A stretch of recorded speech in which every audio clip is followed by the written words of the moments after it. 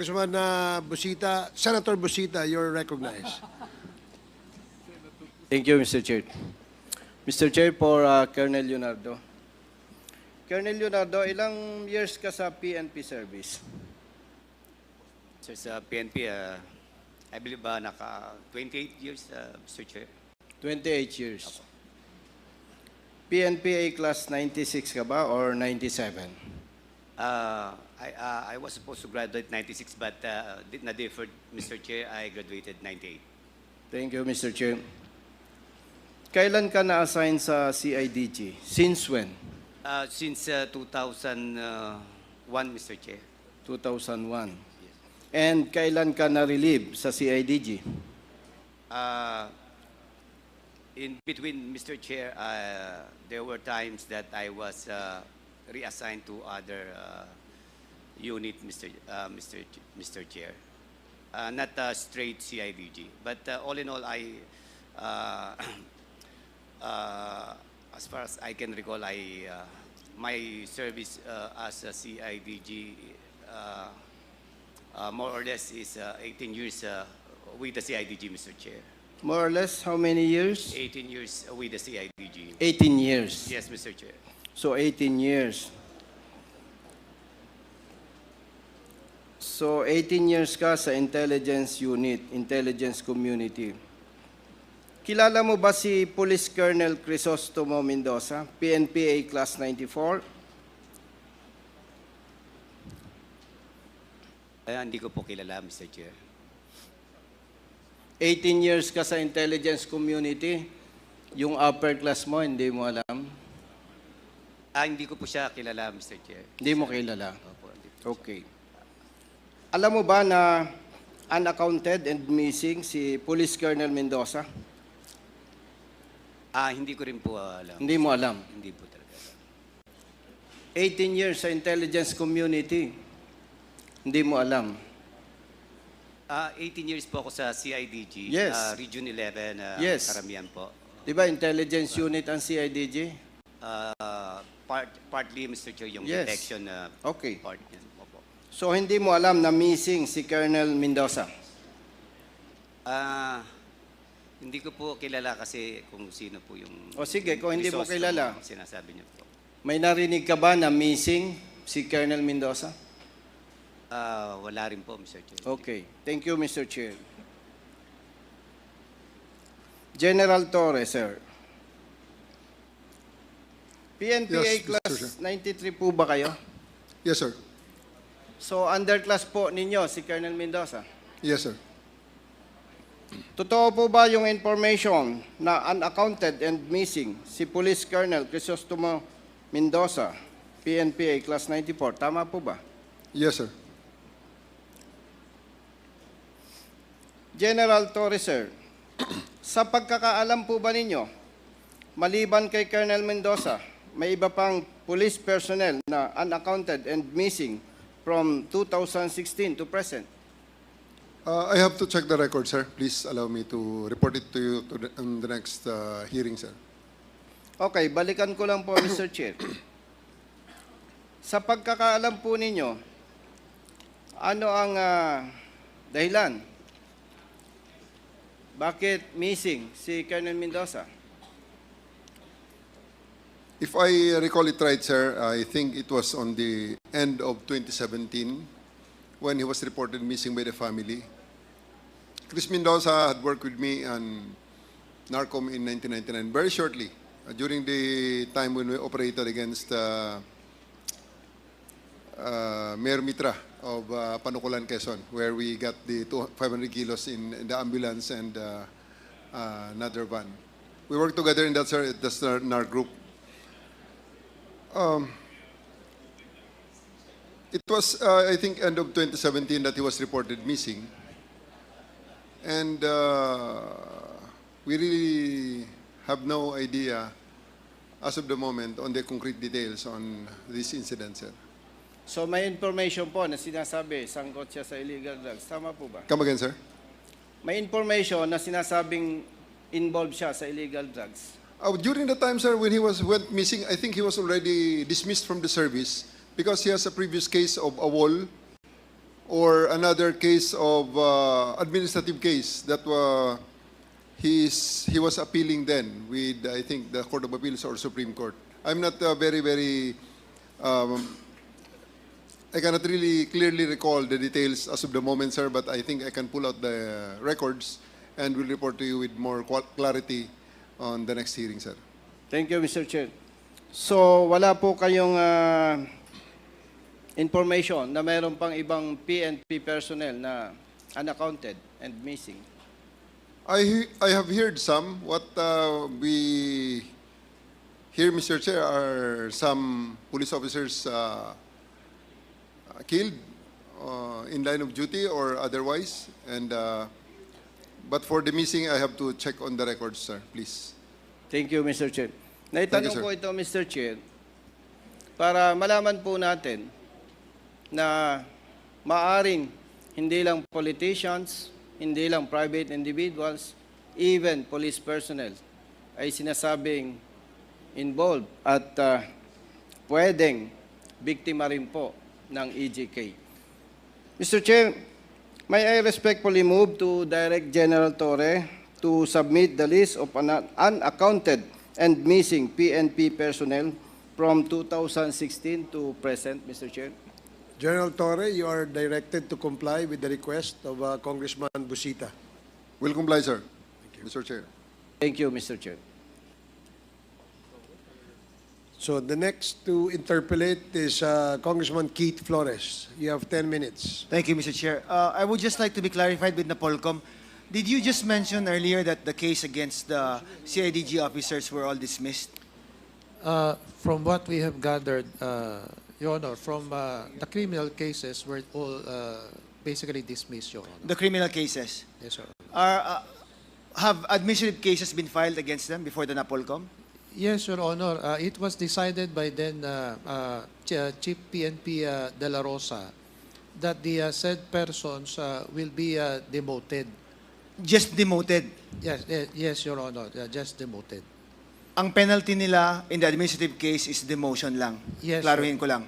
Yes, Okay, Your Honor. from your opinion, Attorney Bernardo, what were the mistakes or errors that were committed by the team that enforced the search warrant? Like, if I'll just go through it now, from the testimonies that I've heard. Using bonnets or covering their faces, is that proper? Yes. Under the circumstances, Your Honor, bonnet is not at all supposedly used for that purpose. So in enforcing a search warrant, it should not be used. Yes, Their precisely. faces should not be covered. Yes, Your Honor. Okay. They are- Second, Yes. Attorney Bernardo, was disabling the CCTV in the jail facility also proper and in accordance with the SOP of the PNP in enforcing a search warrant? That is improper, and actually it's irregular to remove the CCTV. Okay. Because in fact, the Supreme Court required them to use body-worn camera or alternative recording device in the execution of search warrant. Third, was it proper for them to disarm the jail guards and the PNP that were sent to augment the security in the area? It is also improper. That should not be the case, Your Honor. Okay, now of all the itong tatlo lang, supposedly, if this were the offenses, administrative complaints filed against them, would that warrant a demotion? Just a demotion? Theoretically, Your Honor, demotion is not enough, Your Honor. For all these three lang. I'm not even discussing the death. Yes, Your Honor. What should be the proper penalty then? These are serious irregularities in the performance of duty. This could amount for a dismissal. They should have been dismissed, correct? Yes, Your Honor. And why do you think was the penalty of demotion meted upon them by then Chief PNP Bato? I could not actually, Your Honor, understand the rationale of a mere demotion on the same. Because our belief is that although conspiracy is not necessary to prove an administrative case, but in the case of Colonel Marcos, he may be then equated to a principal, considering that he was at the site when the supposed search warrant was executed. He was then at the door of the sub-provincial jail, and he insisted to open the same. Only he returned back to his vehicle. The security the augmentation from the CIDG Region 8 and the Regional Maritime Unit 8 is also may be liable in their individual participation, principal by indispensable cooperation. Because without the indispensable assistance or support of the CIDG 8 and Regional Mobile Unit, they could not overpower the sub-provincial jail. Meaning, therefore, they are liable for principal by indispensable cooperation. Now, by direct participation, those who executed all of those offenses, including the consequence for the demise of the two individual, may be rendered principal by direct participation, Your Honor. Notwithstanding that conspiracy may not be applicable in administrative cases, but their individual participation could very well establish from the records of the case, Your Honor. Plus, this can be bolstered by the investigation done by the NBI on the same. So from an administrative point of view, Attorney Bernardo, there are no more cases that could be filed against the police officers who enforced the search warrant. Your Honor, the respondent in fact appealed to the National Appellate Board. And in one occasion, we discussed the merit of the case. It was at that opportunity, with due respect, I met the commissioner at that time. Commissioner Leonardo at that time opted to acquit all of the respondents. But I hasten to add that if that's the most thing that they could have done during their time, how then could it be possible at this time now that they could be acquitted for all of these offenses? And therefore, we met again, and the other two commissioners are now inclined to reconsider, and they would render a different resolution or determination of the appealed cases. It's forthcoming. We are seeking also additional substantiation from the NBI to see whether we could rely from the SOCO report or from the medical legal, from the forensic pathologies, what may have been the cause of death. Is it actually an exchange of gunfire, or was he killed within the cell, in cell number 1 and in cell number 2 for Raul Yap, for that matter? Thank you, Attorney Bernardo.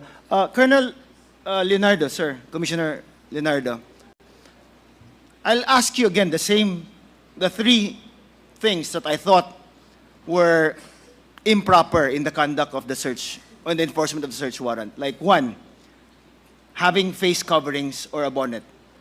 Is that proper, sir? While enforcing a search warrant?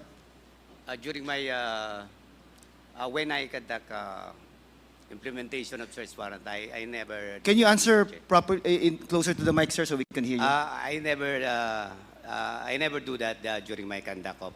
I'm asking you, sir, from the standard procedures of police officers, sir. Is it proper for police officers to use face coverings in enforcing a search warrant? Yes or no? I think, no, Mr. Chair, for me, no. So it's not proper. Two, is it proper for police officers to disable the CCTV system in enforcing a search warrant? Yes or no? No, Mr. Chair. Three, what was the third one I asked kanina?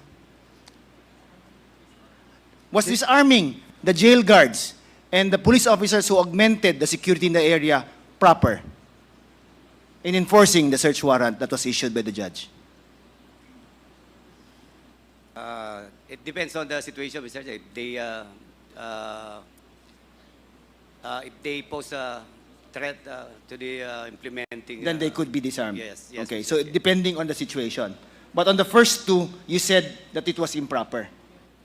For me, it was Yes, improper, for you. Mr. Chair. Now, if these two were improper, out of the three that I mentioned, why did you move for the acquittal of these police officers? Did you not Actually, find it, you just mentioned that it was improper. Did you not find it that they should be held administratively liable for violating the procedures in enforcing a search warrant? Mr. Chair, just to correct the manifestation of Vice Chair Bernardo, I never intended to acquit everybody. Actually, the motion for Laraga and Duarte and others are meted 5 months, 6 months, something like. 6 months of what, no, sir? no, no. 6 months, Mr. Chair.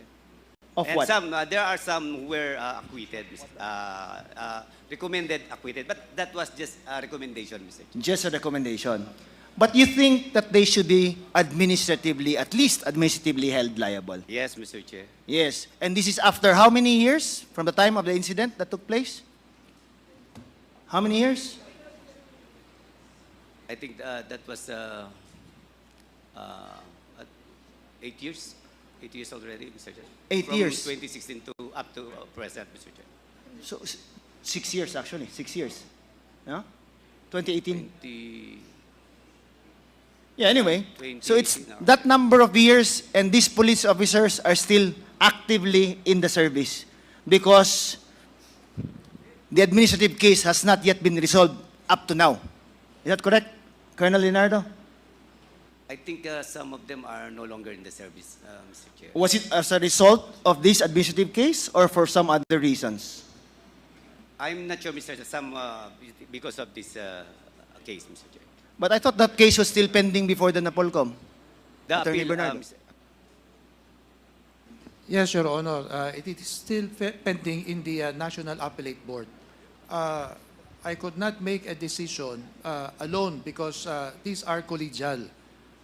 We are 4 of us, and at that time, we are not in the same opinion with Commissioner Leonardo, while the 2 others are still trying to decide whether they would side with me or side with Commissioner Leonardo. And it might strike a good decision when I'm seeking the records of the NBI to substantiate the fact that the cause of death was not at all through exchange of fire, but rather, if I would follow the medical legal, it might have been a murder case or at the very least, a homicide. And they are not supposed to be simply demoted, Your Honor. Should the administrative case be faster, Attorney Bernardo? Yes, it should have been, but in as much as the decision, I was then alone because the other commissioners are still trying to evaluate the case.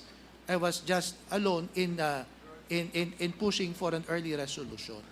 The point that I'm raising, Attorney Bernardo, is the fact that if these people are still in the active service of the PNP, then they could still be performing acts which are illegal or improper and not in accordance with PNP policies. Is that correct? Yes, Your Honor, I do. That's why there's a need to hasten the proceedings siguro, sir. Di ba? Yes, pinakiusapan ko nga, Your Honor, yung 2 pang commissioner na they are now siding with me at this time, considering the fact that time has lapsed and justice delayed is justice denied for the victims. And I am asking the NBI for an additional evidence to bolster my recommendation that there's supposed to be a rendition of judgment and to reverse simply a demotion. It should have been more severe penalties to be imposed. Are they now siding with you only after Colonel Leonardo resigned as commissioner from the Mapolcom? I would ask them, Your Honor, but But was the decision to change their minds recent? it's quite recent, Your Quite Honor. recent. Quite recent, Your Honor. Okay. Thank you. Thank you, Mr. Chair. Mr. Chair, Thank you, Congressman Flores. Congressman Acop? in relation to the issues raised by the Honorable Flores, Napolcom, na-charge din po ba si Colonel Marcos? Na-charge, Your Honor, pero hindi ho nag-appeal eh. I think suspension lang ata ang sa kanya eh. Kaya hindi na po siya nag-appeal eh. Yung iba lang mga kasama ang nag-appeal, Was Your his Honor. sentence served? I suppose so, Your Honor. It's supposed to have been served by this time. Suspension. How about Major Laraga? Yes, Mr. Chair. I was demoted, Mr. Chair. You were demoted. Yes, Mr. Chair. Samantalang si Colonel Marcos na-promote. Di ba doon sumasama ang loob mo? No, not necessarily, Mr. Chair. Not necessarily. Yes, Mr. Chair. Pero alam ko, sumama ang loob mo eh. Di ba? Dahil ikaw, na-demote siya, na-promote. If you look at the orders of Colonel Marcos, it was through the orders of the President, former President, signed by the Secretary of the Interior and Local Government, as attested by DPRM, if you look at his orders. Di ba? Kaya alam ko, masama yung loob mo dahil hindi ka na ganun eh. Thank you, Mr. Chair.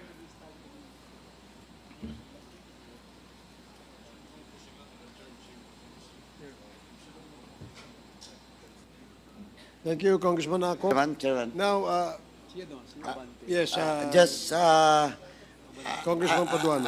I consulted the COMSEC, and as far as I remember, during the previous hearing, we invite the deponent, no? And now Major Laraga is here. Major, sino nga yung deponent nyo? Mr. Paul Olendan, Mr. Chair. Ito, Is he here? case to ni, ni Mayor Espinosa. That is correct, Mr. Chair. Magkaiba pa yung sa case ni Alvarez. Yes, Mr. Chair. Now, in the case of Mayor Espinosa, sinong deponent? Mr. Paul Olendan, Mr. Chair. Anong background niya? Why he was chosen as a deponent? He was a previous PDL, Mr. Chair. Previous PDL. Yes, Mr. Chair. Kaya nga sabi kanina na Polcom na yung comment yung ni Justice, well, in fact, walang direct knowledge yung deponent mo. Kasi dating nakakulong pero nasa labas. Paano siya, kasi supposedly the deponent has direct knowledge, di ba? That is correct, Mr. Chair. O why him? Na hindi naman siya nakakulong. Mr. Chair, based on the Hearsay. testimony of the deponent, Mr. Chair, Testimony of whom? of the deponent, Mr. Chair, which was Ang subjected tanong ko nga to... sa iyo, kasi ikaw yung nag-apply, di ba, ng search warrant? Yes, Mr. Chair. Ikaw nag-handle. Yes, Now, Mr. anong testimony niya? Nakita niya na may baril doon sa loob? Yes, Mr. Chair. Paano niya nakita? He was, according to him, Mr. Chair, he was able to go inside when he was, if I'm not mistaken, invited, Mr. Chair. Have you checked the warden that indeed your deponent has visited that jail? Sandali po, yes or no lang. Ikaw, Major Larga, Yes, Mr. Chair. huwag ka magsinungaling. Yes or no? Have you checked the warden that indeed your deponent has visited the jail to confirm that indeed there's a gun? Personally, no, Mr. Chair. Sorry? Me personally, I did not, Mr. Chair. Oh, you did not. Yes, Mr. But Chair. you applied for a search warrant without checking that indeed yung testimony ng deponent mo na nakapasok siya doon. I believe, Mr. Chair, I don't have any recourse as to validate. Ayun Where yung in problema fact, mo. he has Then been inside why? the jail. Then why? You apply for search warrant. Actually, Mr. Chair, that And then, illegal trade sandali, inside the... You mentioned about the testimony of your deponent, di ba? Tama? Yes, Mr. Chair. Now, tinatanong kita, paano mo na-verify na indeed that testimony is true and correct? Mr. Chair, I was made to believe that his You were made to testimony. believe.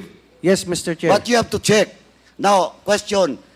Sabi mo kanina, nakita niya, nakapasok siya doon nung nagbisita siya. Tama? That is correct, Mr. Chair. Now, doon sa ano po, kay Warden.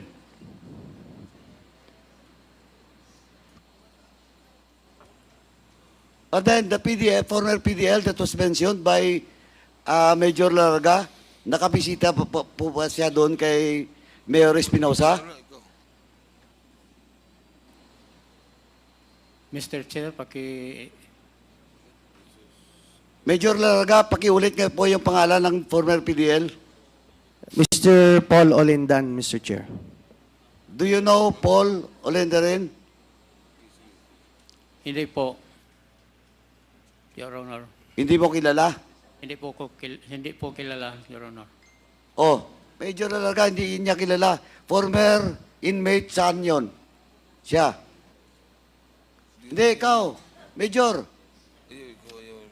Dapat alam mo yung background ng deponent mo, di ba? Yes, Mr. Chair. Saan siya dati nakakulong? I believe in Aboyog Penal Colony, Mr. Chair. The same? No. No, I think Mr. no. Chair. Mr. Chair. Yes. We do not have any PDL by the name of Ulindan. And records upon verification of our records, he never visited the Baybay Sub-Provincial Jail Facility. Oh, Major Larga, hindi siya former detainee o inmate ng provincial jail. Sabi mo nga sa Aboyog. Tapos, hindi rin nag-visit doon.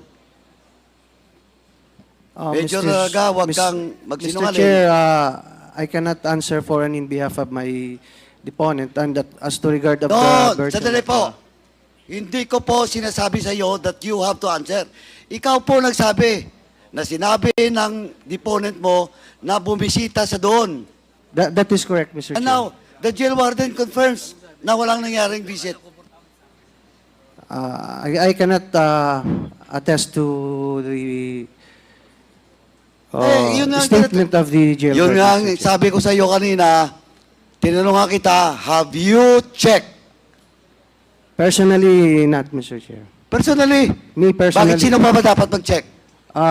I believe we have a surveillance personnel who took Ikaw ba the naman, validation, Major Mr. Chair. Laraga? Ikaw yung nag-apply, principal nag-apply ng mga search warrant, tapos sabihin mo na, di ba sinabi mo kanina, nagbisita siya?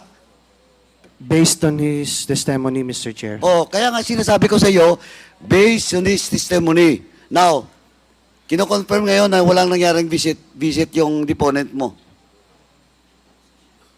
O, sino ngayon may problema? Mr. Chair, we have been filed. I was also a respondent or accused of the Sandali po, criminal case I am not for- asking you about your case. Well, in fact, demotion nga lang eh, di ba? You were just demoted. the criminal case for malicious application of search And now you're warrant. invoking sub judice in No, this no, committee? Mr. Chair. That was also the there was a case filed against me, Mr. Chair, and then So, the search warrant. Actually, Mr. Chair, it was the honorable judge through searching questions and answers who made the probable cause and issued the same, which until now, Mr. Chair, was as ruled by the Supreme Court, was valid and the application was proper. I believe, Mr. Chair. I submit to the Supreme Court's ruling, Mr. Chair. If valid. that's my humble submission, Mr. Chair. Na valid yung application ng search warrant? Yes, Mr. Chair. It was in the ruling of the Supreme Court, Mr. Chair. I humbly submit. May I know? Sandali. May I know anong ruling 'yan? Mr. Chair, it was a consolidated case of all of the Are you a confused- lawyer? Are you a lawyer? I'm not, Mr. Chair. Okay. Can you give me do you have a copy with you of the ruling? Yes, Mr. Chair, I have. Pahingi nga kami. Paige, can you please get a copy and submit this copy to the chair? Please proceed, Congressman Paduano. Sino po yung nag-file ng case against It was the NBI, Mr. Chair. the NBI? Yeah, perjury and malicious application of search warrant, Mr. Chair. So, the Supreme Court decided in No, favor? no, sir, at the Municipal Trial Court of Basay Samar, Mr. Chair. So, nag-appeal ba yung NBI? Did they appeal? I think they did not, Mr. Chair. They didn't. Yes, Mr. Chair. Oh, ito yung problema. NBI, are you familiar with the case? Good evening, Mr. Chair. We are familiar with the case, however, if the questions will be about the case itself, we would like to have a moment with the records and we will submit the records of the case on the next hearing, Your Honor. Ano lang po, update kami dito, no? Kasi, while you're telling this committee na yung MTC rules favorable to your case, tama? That is correct, Mr. Chair. It was dismissed, Mr. Chair. Pero alam mo na rin ngayon na there is a Supreme Court ruling also na It was issued last... sandali, na bawal mag-issue ng search warrant on government facilities. Actually, Mr. Chair, it was fully discussed in the ruling, Mr. Chair, that it is allowed to apply a search warrant for a criminal investigation. Sa MTC yan. No, Mr. Chair, from the Supreme Court in bank, Mr. Chair. The one that I give the ruling, Mr. Chair. It was fully discussed in there, Mr. Chair. That's why I said I humbly submit to the ruling of the Supreme Court with that regard, Mr. Chair. Hindi, papacheck namin ha. Papacheck namin kasi magkaiba tayo ng appreciation dyan sa ruling ng Supreme Court. Yes. Mr. Chair, I think Major Gargar, the question of Chairman Paduano was whether or not you knew for a fact that there was that the deponent that you brought before the court was not a detainee. Did you have prior knowledge of the fact that he was not a detainee? Yes, Mr. Chair. So alam mong hindi siya detainee. At that moment, Mr. Chair, he was already outside. Yeah, previously, Mr. Chair. But you just heard the warden say that they have no records of him being a detainee. It was from a different facility, Mr. Chair. But you just said that it was the Abayog. What was that? Abuyog. Abuyog. Yes, that is correct, Mr. Chair. We They are from the Baybay jail. Baybay sub-provincial facility kami. Okay, so where was Mayor Espinosa detained? Baybay sub-provincial jail facility. Bye-bye. And you were at what was your place? Abuyog. Well,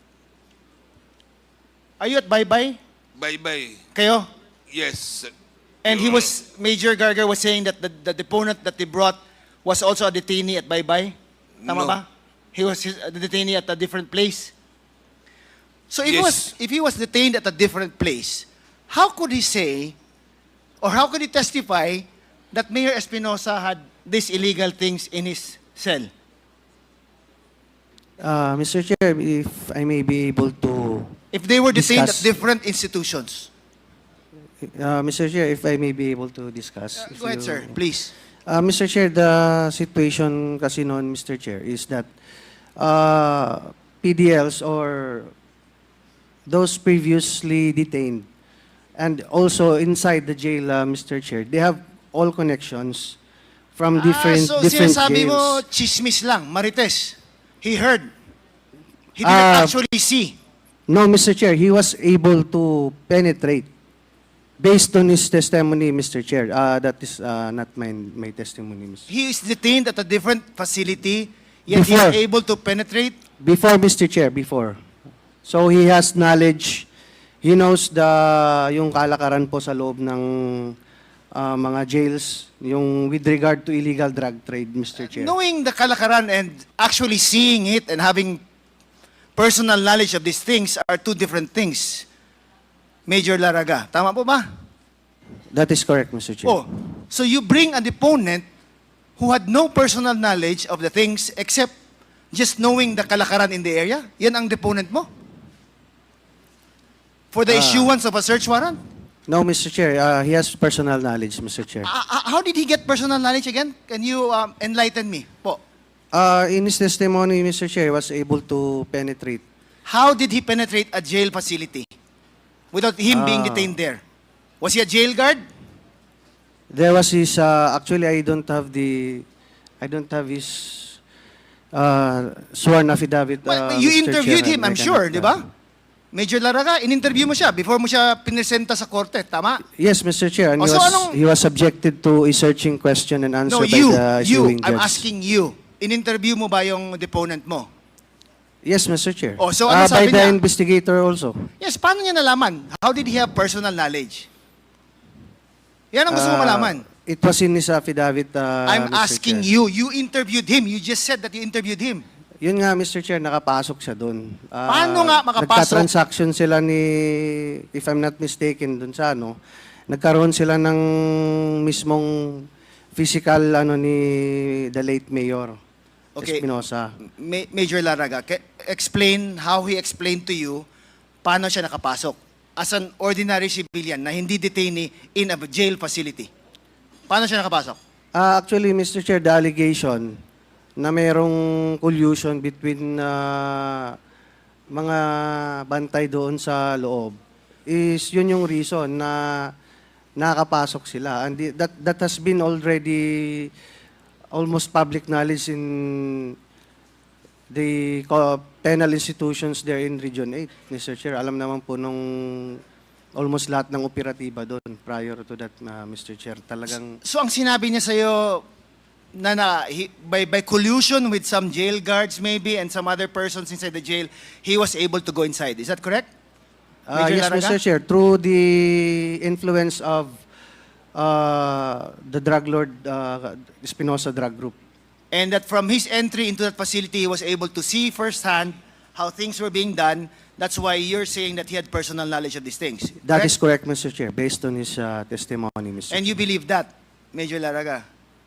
Yes, Mr. Chair. Because you brought I him. believe. Because prior to that, Mr. Chair, I had been operative, and we already had an intel information with regard to that illegal drug trade inside a penal colony and any detention facilities, Okay, Mr. Chair. now, is that the reason why when you entered the facility, you wore a bonnet or covered your face? Mr. Chair, that is not true, Mr. That Chair. is not true. I was not wearing bonnet, Mr. Okay, Chair. is it true that you turned off the CCTV system inside the jail facility? That is not true, Mr. Chair. So and, none of you did. It was all working at the same time. Yes, Mr. Chair. With regard to that, Mr. Chair, we had been also charged with that particular violation, Mr. Chair, And? by the NBI. By the NBI. Yes, Mr. Chair. Also in court. In court, Mr. Also Chair. dismissed. Yes, Mr. Chair. Oh, you have a very good lawyer. Thank you, Mr. Chair. Mr. Chair? Thank you, Congressman Flores. Mr. Yes, Chair. Congressman Akop. Yes. Major Laraga, how long have you been with CIDG? Since 8 years, 8 almost 8 years, Mr. Chair. 8 years. Yes, Mr. Chair. And how many times have you applied for a search warrant? Several times already, Mr. Chair. Several times. That is correct, Mr. Chair. Now, may I know kung yung deponent ninyo dun sa kaso ni Mayor Espinosa ay walk-in o kayo ang nag-secure? I believe there was a... Ano ang talagang nangyari? Hindi ko May- tinatanong kung ano yung paniwala mo. Pardon, I'm sorry, Ang Mr. Chair. tinatanong ko, whether your deponent ay walk-in, nag-volunteer na sarili niya, o hinanap ninyo. Hindi ko tinatanong kung anong paniwala mo. Yes, sir. Thank you. It was the not walk-in, Mr. Chair. It was Ano not nga? walk-in. Nag-volunteer siya? No, Mr. Chair. Hinanap niyo siya? Our How police, did there you was a come to know your police deponent? handler. There was a police handler, Mr. Chair. Ano, no? There was a handler, Mr. Chair, an agent. Sino police. yung handler na pulis na yon? He was already retired, Mr. Chair. Ang galing I mong believe. gumawa ng istorya eh. Yes, I'm certain, Mr. Chair. Sige, assuming na mayroon siyang handler, since when na naging handler yung kuha na yon, informant nyo na yon, yung deponent? Binobola mo na ako eh. Hindi, actually, hindi naman po, Mr. Chair, na bubola, Mr. Chair. Talagang mayroon lang po talaga siyang personal knowledge sa Hindi ko naman tinatanong pangyayari. kung may personal knowledge eh. Ang tinatanong ko, how did you come to know the deponent? Ikaw nag-apply ng search warrant eh. It was introduced to me by our personnel, Mr. Chair. That Sino mayroong nga yung nag-introduce sa iyo? What's the name? of our personnel, Mr. Chair. Oo nga. Marunong ka bang umintindi ng English? Tatagalugin ko. Sino ang nag-introduce sa iyo nung deponent? It was retired Kayubit, Mr. Chair. Alin? Retired na siya nung in-introduce niya? No, right Active now. pa siya noon? Active pa siya noon at that May I time. know the name and the address? Melvin Kayubit, Mr. Chair, at Palo Alin? Leyte. Ano? Melvin Kayubit. Mr. Chair, may I move that we, in the next hearing, we invite subject person mentioned by Mayor Laraga as the deponent in the search warrant against or issued against the late Mayor Espinosa. Comsec, you are directed to invite the said person named by Congressman Akop. Nung ipinakilala sa iyo yung deponent, ano ang protocol dapat kung si IDG ka for 8 years?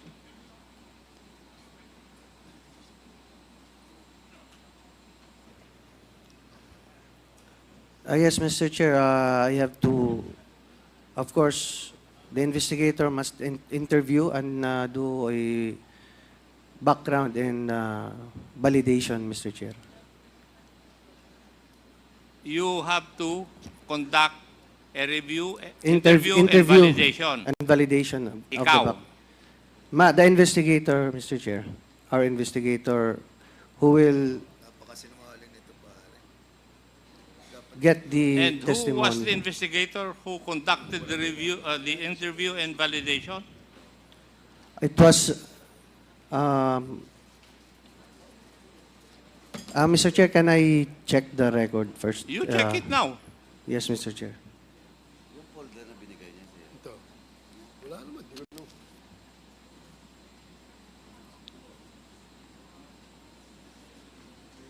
Hindi ko alam kung saan mo checkin ihon. Niloloko mo na kami. I'm sorry, Mr. Baka magkamali ako dun sa pangalan, Mr. Sige Chair. nga, hanapin mo. Saan mo hanapin dyan?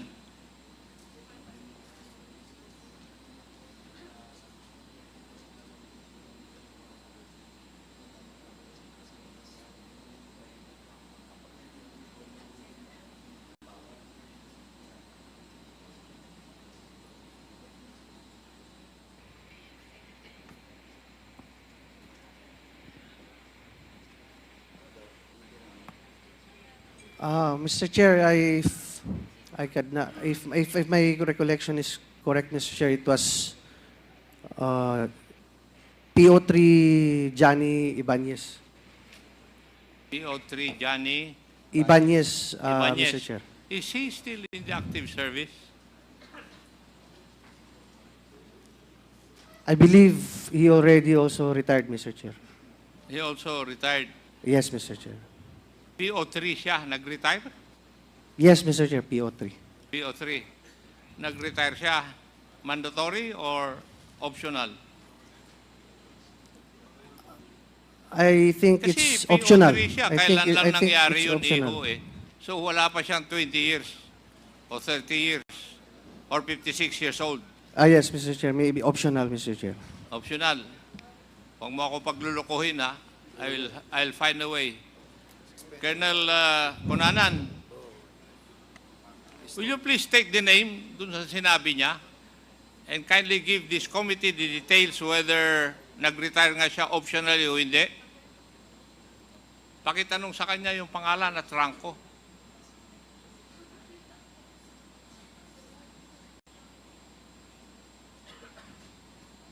Kasi the way you're answering, you're already quibbling, Major Laraga.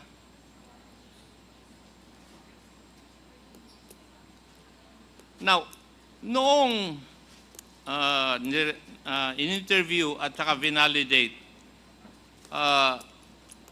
ikaw ba nag-conduct ng sarili mong validation when the investigator reported to you as far as his validation is concerned?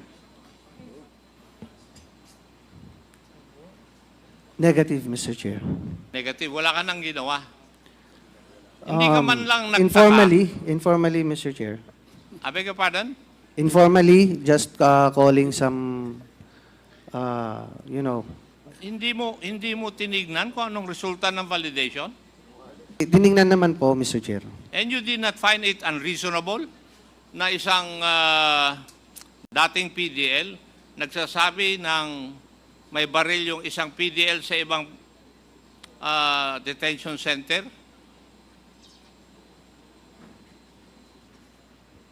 Credible naman po yung binabanggit nung Credible sa iyo? Mr. Chair. Credible sa iyo? Yes, Mr. Chair. Ang galing mong sumagot, pero yung bagay na yon is credible sa iyo. Oo naman, Mr. Chair.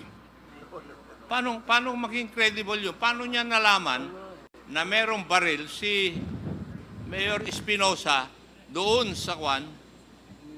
Meron po siyang personal knowledge doon, Mr. Chair. Ano nga? You define personal knowledge to me. Personally po, nagkaharap po sila ni... Paano sila nagkaharap? I cannot discuss the details. It should be Why the can't you deponent, not Mr. discuss? Chair. Ikaw ang nag-apply eh. I based Mr. only... Chair? I endorsed in the application, Mr. Chair, I endorsed the Hindi nga, testimony of tinatanong nga the kita, sworn affidavit. nung nag-report sa iyo, hindi mo ba napansin kung reasonable o unreasonable yung validation?